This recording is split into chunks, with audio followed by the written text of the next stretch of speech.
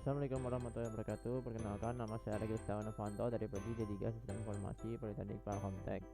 Kali ini saya akan menjelaskan tentang salah satu materi keamanan komputer dan jaringan, yaitu keamanan basis data dan SQL injection. Materi yang akan dibahas yaitu satu, proteksi pada basis data yang isinya permasalahan keamanan database, teknik pengamanan database, konsep keamanan bertingkat dalam database. Materi kedua yaitu SQL injection, isinya penguatan SQL injection, cara kerja SQL injection, jenis-jenis SQL injection, contoh SQL injection, dan cara mencegah serangan SQL injection. Mengapa keamanan basis data penting? Karena alasan yang pertama yaitu karena memiliki kemampuan untuk menyediakan informasi dengan cepat dan akurat, yang merupakan kebutuhan dalam information based society. Alasan kedua, sangat pentingnya informasi karena hanya boleh diakses oleh orang yang terotorisasi. Alasan ketiga yaitu adanya pencurian informasi karena nilai ekonomis yang tinggi. Alasan keempat, perubahan fungsi PC menjadi shared komputer. Alasan kelima, adanya LAN komputer atau komputer network, sehingga basis data mulai terhubung ke jaringan komputer. Potensi ancaman. Permasalahan keamanan basis data ada empat ya. Yang pertama yaitu keamanan yang bersifat fisik atau physical security. Lokasi-lokasi di mana terdapat sistem komputer haruslah aman secara fisik terhadap serangan destroyer. Dua, keamanan yang berhubungan dengan user atau personal. Wewenang user harus dilakukan dengan berhati-hati untuk mengurangi kemungkinan adanya manipulasi oleh user lain. Tiga, keamanan dari data dan media serta teknik komunikasi, isinya pengaturan hak pengguna yang baik. Keempat, keamanan dalam operasi. Kelemahan entitas ini memungkinkan pengaksesan data oleh user yang tak berwenang, karena hampir seluruh jaringan sistem basis data berjalan secara online. Potensi ancaman hardware. Yang pertama, hardware, contohnya kebakaran atau banjir atau bom. Yang kedua, pencurian perangkat, kemudian kerusakan perangkat, kesalahan mekanisme keamanan, dan yang terakhir kehilangan data akibat gangguan listrik. Selanjutnya yaitu potensi ancaman DBMS dan software aplikasi. Contohnya kesalahan mekanisme keamanan, perubahan program dan pencurian program. Kemudian potensi ancaman database. Contohnya itu aturan yang tidak diotorisasi, penduplikatan data, pencurian data, dan kehilangan data akibat gangguan listrik. Kemudian potensi ancaman jaringan komunikasi. Contohnya wiretapping, kemudian kabel yang putus atau tidak terkoneksi, dan yang terakhir radiasi. Kemudian potensi ancaman database administrator, yaitu contohnya kebijakan, keamanan, dan prosedur. Dan potensi ancaman programmer atau operator, yaitu contohnya membuat password, membuat program yang tidak aman, staff yang tidak di-training, kebijakan, keamanan, dan prosedur, dan yang terakhir memogokkan staff. Potensi ancaman pengguna terakhir yaitu menggunakan hak akses orang lain, melihat dan menutup data yang tidak diotorisasi, dan staff yang tidak di-training, dan input data yang dilakukan oleh orang yang tidak berhak, dan yang terakhir adalah virus. Aspek untuk dukungan keamanan basis data. Yang pertama, network security berfokus pada saluran pembawa informasi. Dua, application security berfokus pada aplikasi itu sendiri. Yang ketiga, computer security berfokus pada keamanan dari komputer atau end system yang digunakan. Aspek untuk keamanan basis data. Yang pertama, privacy atau confidentiality, proteksi terhadap data yang bersifat pribadi seperti nama, tempat tanggal lahir, agama, hobi, penyakit yang pernah diderita, status perkawinan, dan data pelanggan dan transaksi pada e-commerce. Selanjutnya itu proteksi terhadap serangan seperti sniffer. Dua, integrity, yaitu informasi tidak berubah tanpa izin seperti tempered atau menimpa data lama, altered atau perubahan nilai data, atau edited, modified atau disisipkan atau ditambah atau dihapus. Dan yang contoh terakhir, proteksi terhadap serangan sniffer. Authentication, yaitu meyakinkan keaslian data, sumber data, orang yang mengakses data, server yang digunakan seperti penggunaan digital signature biometrik dan biometrik. Proteksi terhadap serangan yaitu password palsu.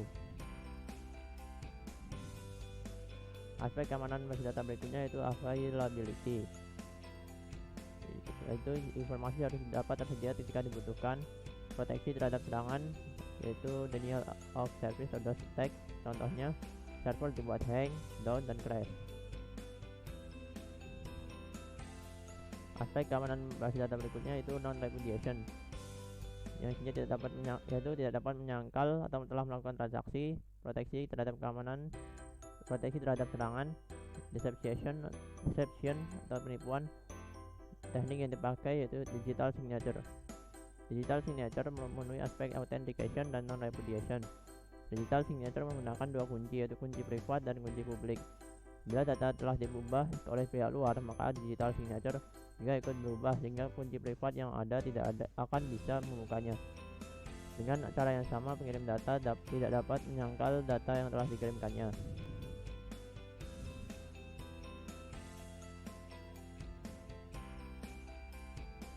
Bila digital signature cocok dengan kunci privat yang dipegang oleh penerima data, maka dapat dipastikan bahwa pengirim adalah pemegang kunci privat yang sama.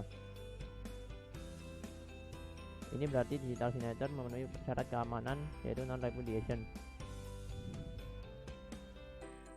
Aspek keamanan basis data selanjutnya yaitu access control. Mekanisme untuk mengatur siapa yang boleh melakukan akses dan apa yang boleh diakses. Biasanya menggunakan password, adanya kelas atau klasifikasi privilege user. Proteksi terhadap serangan yaitu intruder atau pengacau. Jenis serangan atau attack basis data. Yang pertama itu interruption, contohnya penghentian sebuah proses yang tidak berjalan.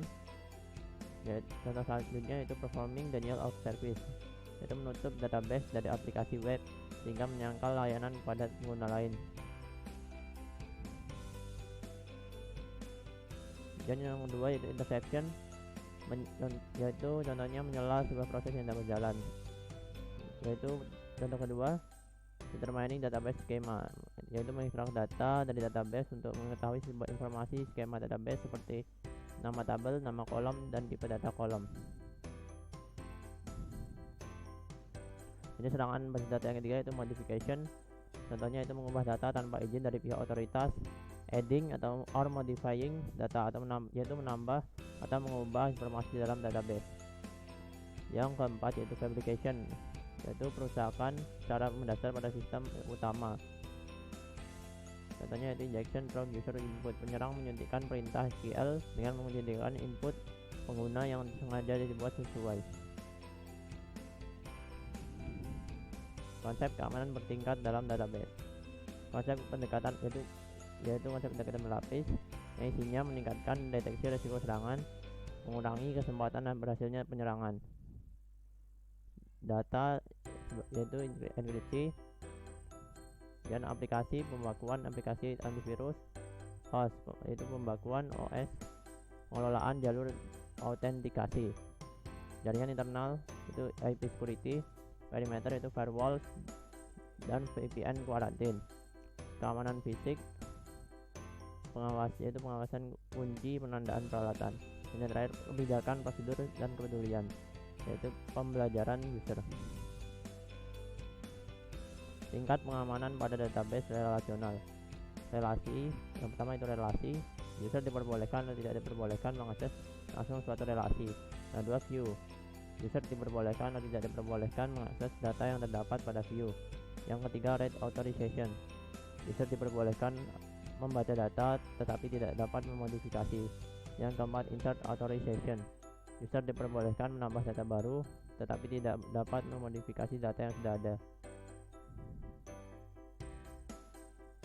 Selanjutnya itu update authorization, user diperbolehkan memodifikasi data tetapi tidak dapat menghapus data. Ada 4 yaitu yang pertama index authorization, yaitu user diperbolehkan membuat dan menghapus dari indeks data. Yang kedua result authorization, yaitu user diperbolehkan membuat relasi baru. Yang ketiga authorization, yaitu user diperbolehkan baiklah, saya akan lanjutkan video tadi yang sebelumnya terputus. Yang ketiga, ada 4 bagian dari update authorization. Yang ketiga yaitu authorization, yaitu user diperbolehkan menambah atau menghapus atribut suatu relasi. Yang keempat, drop authorization, user diperbolehkan menghapus relasi yang sudah ada. Selanjutnya itu delete authorization, user diperbolehkan menghapus data. Materi kedua itu SQL injection. Apa itu SQL injection? SQL injection adalah jenis serangan yang digunakan penjahat cyber untuk mengeksploitasi kerentanan software dalam aplikasi web.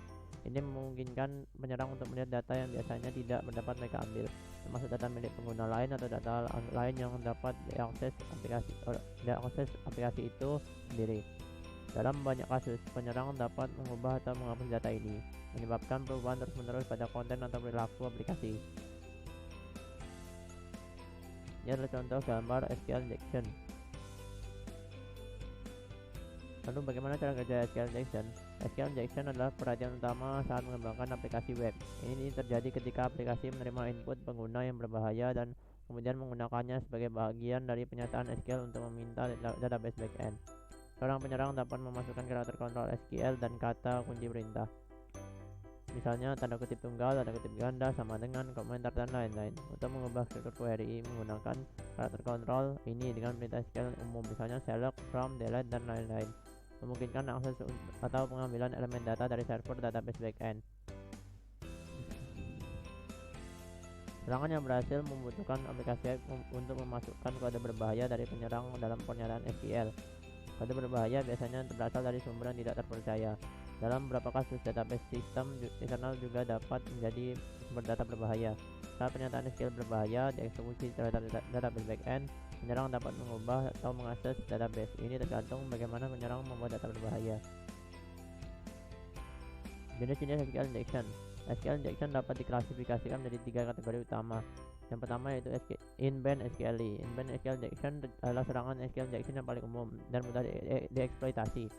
Inbound SQL injection terjadi ketika penyerang dapat menggunakan saluran komunikasi yang sama untuk meluncurkan serangan dan mengumpulkan hasil. Sebagai contoh, penyerang dapat menggunakan komunikasi HTTP menyebarkan serangan ke backend dan mendapatkan hasil di saluran yang sama. Ada 2 tipe utama inbound SQL injection. Yang pertama yaitu error based SQLi, adalah teknik inbound SQL injection yang mengandalkan kesalahan yang dilemparkan oleh database server untuk mendapatkan informasi tentang struktur database. Dalam beberapa kasus, error based SQL injection saja sudah cukup bagi penyerang untuk menghitung seluruh database. Yang kedua yaitu union based SQLi, adalah teknik inbound SQL injection yang memanfaatkan operator SQL union untuk menggabungkan hasil dari 2 atau lebih pernyataan SQL select menjadi satu hasil yang kemudian dikembalikan sebagai bagian dari respon HTTP. Jenis SQL injection yang kedua yaitu inferential SQLi. Inferential SQL injection tidak seperti inbound SQLi, mungkin memerlukan waktu lebih lama bagi penyerang untuk mengeksploitasi, namun ini sama berbahayanya dengan bentuk SQL injection yang lainnya. Dalam serangan inferential SQLi, tidak ada data yang benar-benar ditransfer melalui aplikasi web dan penyerang tidak akan dapat melihat hasil serangan inbound. Itulah sebabnya serangan semacam itu biasanya disebut sebagai serangan blind SQL injection. Ada 2 jenis SQL injection inferential, yaitu SQLi berbasis boolean dan SQLi berbasis time. Boolean based content yang pertama yaitu boolean based atau content based blind SQLi adalah teknik inferential SQL injection yang mengandalkan pengiriman query SQL ke database yang memaksa aplikasi untuk mengembalikan hasil yang berbeda bergantung pada apakah query mengembalikan hasil true atau false.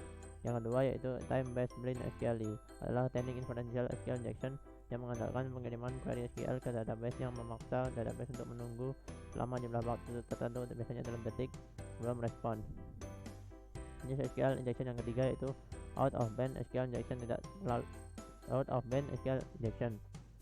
Out of band SQL injection tidak terlalu umum, sebagian besar karena bergantung pada fitur yang diaktifkan pada server database yang digunakan oleh aplikasi web. Out of band SQL injection terjadi ketika penyerang tidak dapat menggunakan saluran yang sama untuk meluncurkan serangan dan mengumpulkan hasil. Teknik out of band menawarkan penyerang alternatif dari teknik inferential time based, terutama jika respon server tidak terlalu stabil, sehingga membuat serangan inferential time based tidak dapat diandalkan. Contoh SQL injection. Penyerang yang ingin mengeksekusi SQL injection memanipulasi query standar SQL standar untuk mengeksploitasi kerentanan input yang tidak divalidasi dalam database. Ada banyak cara agar serangan ini dapat dieksekusi. Misalnya masukan yang disebutkan tadi yang menarik informasi untuk menu produk tertentu dapat diubah menjadi http www.niaga.com atau 191. Hasilnya query SQL terkait seperti terlihat ini pada gambar. Dan karena pernyataan 191 selalu benar, query mengembalikan semua nama dan deskripsi produk dalam database, bahkan yang mungkin tidak memenuhi syarat untuk kalian akses. Penyerang juga dapat memanfaatkan karakter yang disaring secara tidak tepat untuk mengubah perintah SQL, termasuk menggunakan titik koma untuk memisahkan dua bidang. Misalnya masukan ini http www.niaga.com ditambahkan table user akan membuat query SQL berikut seperti pada gambar. Akibatnya seluruh database pengguna bisa terhapus. Cara lain query SQL dapat dimanipulasi adalah dengan pernyataan union select. Ini menggabungkan dua query select yang tidak terkait untuk mengambil data dari tabel database yang berbeda. Misalnya input http www.niaga.com ini ditambahkan union select username dan password from user, menghasilkan query SQL seperti pada gambar. Dengan menggunakan pernyataan union select, query ini menggabungkan permintaan untuk nama item 999 dan deskripsi dengan yang lain yang menarik nama dan kata sandi untuk setiap pengguna dalam database. Bagaimana cara mencegah serangan SQL injection? Gunakan beberapa tips berikut untuk membantu mencegah serangan SQL injection pada aplikasi web kalian. Yang pertama, batasi hak istimewa aplikasi. Batasi kredensial pengguna sehingga hanya hak-hak yang dibutuhkan aplikasi untuk berfungsi yang digunakan. Setiap serangan SQL injection yang berhasil akan berjalan dalam konteks kredensial pengguna. Meskipun membatasi hak istimewa tidak akan mencegah serangan SQL injection secara langsung, itu akan membuatnya jauh lebih sulit untuk diterapkan. Cara mencegah serangan injection yang kedua yaitu kebijakan kata sandi sistem administrator yang kuat. Seringkali penyerang memerlukan fungsionalitas akun administrator untuk menggunakan perintah SQL tertentu. Jauh lebih mudah untuk memaksa SQL sandi sistem administrator jika lemah, dan akan meningkatkan kemungkinan serangan SQL injection yang berhasil. Pilihan lainnya adalah tidak menggunakan akun sistem administrator sama sekali, dan sebaliknya membuat akun khusus untuk tujuan tertentu. Yang cara mencegah serangan yang SQL injection yang ketiga yaitu skema pesan kesalahan yang konsisten. Pastikan kalian memberikan informasi sesedikit mungkin kepada pengguna ketika terjadi kesalahan database. Jangan ungkapkan seluruh pesan kesalahan. Pesan kesalahan perlu ditangani di web dan server aplikasi. Saat server web mengalami kesalahan pemrosesan, server web seharusnya merespon dengan laman web umum atau mengarahkan pengguna ke lokasi standar informasi debug dan atau detail lain yang dapat berguna bagi calon penyerang. Tidak boleh diungkapkan. Server aplikasi seperti webware sering kali diinstal dengan pesan kesalahan atau setelan debug yang diaktifkan secara default. Lihat dokumentasi server aplikasi kalian untuk informasi tentang menyembunyikan pesan kesalahan tersebut. Baiklah, inilah materi yang saya sampaikan dari mata kuliah keamanan komputer dan jaringan tentang materi keamanan basis data dan SQL injection. Saya akhiri. Apabila saya ada salah kata, saya mohon maaf. Saya akhiri. Wassalamualaikum warahmatullahi wabarakatuh.